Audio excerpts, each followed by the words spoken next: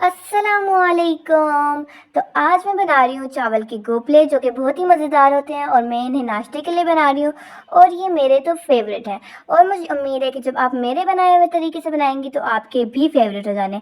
चावल के गोपले बनाने के लिए मैंने रात को चावल को भिगो दिया था और उसके बाद सुबह इन्हें क्रश करके बारीक कर लिया। इसके साथ कुछ चीज़ें हैं जिन्हें हम इसमें डालेंगे, जैसे कि गाजर, प्याज और धनिया वगैरह। एक गाजर है जिसे हमने छोटे छोटे पीसेस में कन्वर्ट कर लिया है, एक अदद प्याज है जिसे हमने छोटे छोटे पीसेस में किया हुआ है, थोड़ी सी धनिया है, इसके साथ है एक आलू जिसे हमने उबाल कर मैश कर लिया है, और इसके साथ है एक टमाटर जिसे हमने छोटे छोटे पीसेस में कन्वर्ट किया हुआ है। और फिर दूसरे मसाले हैं जैसे कि मिर्च और नमक वगैरह। और हम इसमें एक और चीज़ डालेंगे जो कि है ब्लैक पेपर, जिससे जायका और भी अच्छा हो जाता है। ये सब मसाले हैं और चीज़ें हैं जिन्हें हम इसमें डालेंगे। सबसे पहले हम डालते हैं गाजर, जिसे मैंने बिल्कुल छोटे छोटे पीसेस में, बारीक पीसेस में कन्वर्ट किया हुआ है। तो पहले और एक और बात बताती चलूँ, जो चावल है उसके अंदर मैंने मीठा सोडा एक आधी चम्मच उसकी पहले से डाल के रखी हुई है, और 10 मिनट बाद इसके अंदर मैं ये सब चीज़ें डाल रही हूँ, यानी कि 10 मिनट पहले मैंने इसके अंदर मीठा सोडा डालकर, मतलब आधी चम्मच मीठे सोडे की डालकर छोड़ दिया था। तो उसके बाद 10 मिनट बाद अब ये चीज़ें हैं, जैसे कि सबसे पहले मैंने इसके अंदर डाली है गाजर, जैसे हमने और उसके बाद है प्याज, जैसे पहले से हमने छोटे पीसेस में कन्वर्ट किया हुआ प्याज को हम इसके अंदर डाल देंगे।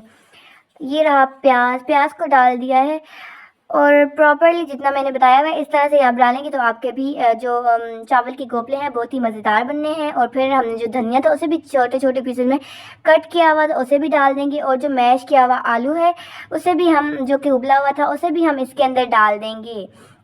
प्रॉपरली डालना है, सब कुछ इसी तरह से डालना है, इसी से आपके जो चावल के गोपले हैं जायकेदार होंगे और मज़ेदार होंगे।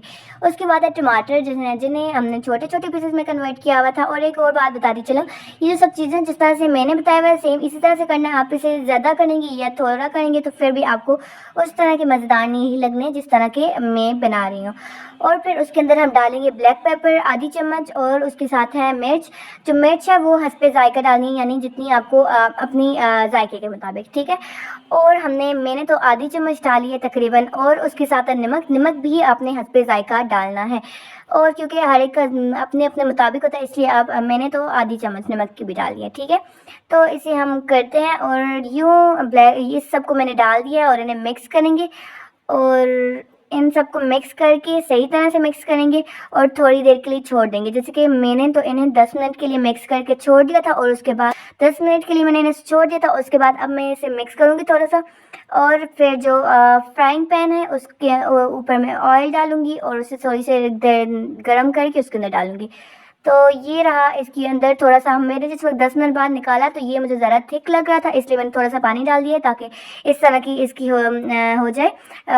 आप भी बिल्कुल इसी तरह से आपने बनाना है, और थोड़ा सा पानी डालना है, ज़्यादा पानी भी नहीं डालना, और मिक्सचर बिल्कुल इसी तरह का होना चाहिए। इसके बाद मैंने लिया है फ्राइंग पैन। फ्राइंग पैन को के अंदर मैं डालूंगी थोड़ा सा ऑयल, और इसे थोड़ा सा गर्म करूंगी। गर्म होने के बाद इसके अंदर पहले मिक्स करूंगी और फिर इसे थोड़ी देर गर्म करेंगी। गर्म करने के बाद इसके अंदर डालना है 2 पूरी भरी हुई चम्मच जो हमने मिक्सचर बनाया था चावल के गोपलों के लिए, वो हम डाल देंगे 2 भरी हुई चम्मच।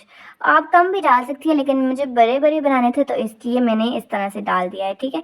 इसे थोड़ी देर के लिए इस तरह से पकाएंगे, और उसके बाद इसके ऊपर ढक्कन रखना है। पहले इस तरह से कर दिया है, अब इसे थोड़ी देर इस तरह से छोड़ेंगे, और फिर इसके ऊपर मैं रखूँगी ढक्कन। ढक्कन रखने के बाद थोड़ी देर बाद इसे फिर से उठा देना है, लेकिन उसके बाद दोबारा इस वक्त चेक करना है, अगर तो ठीक तरह से नहीं बना हुआ तो फिर दोबारा रख देंगे। जैसे कि मैंने अभी रखा है, और अब मैं उठाऊँगी थोड़ी देर बाद, ये इतना पक चुका है। मैं इसे पलटूँगी दूसरी तरफ, यानी कि ऊपर वाली जगह भी जो है तो ठीक तरह से पक जाए, इसलिए मैं इसे पलट दूँगी।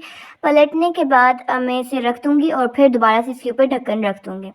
पलटा है, नीचे वाली जगह मुझे प्रॉपरली लग रही है पकी हुई है, लेकिन इसे थोड़ी सी और ज़रूरत है पकने की, इसलिए मैं इसके ऊपर रख दूँगी दोबारा से ढक्कन, और फिर थोड़ी देर के लिए इसे छोड़ दूँगी।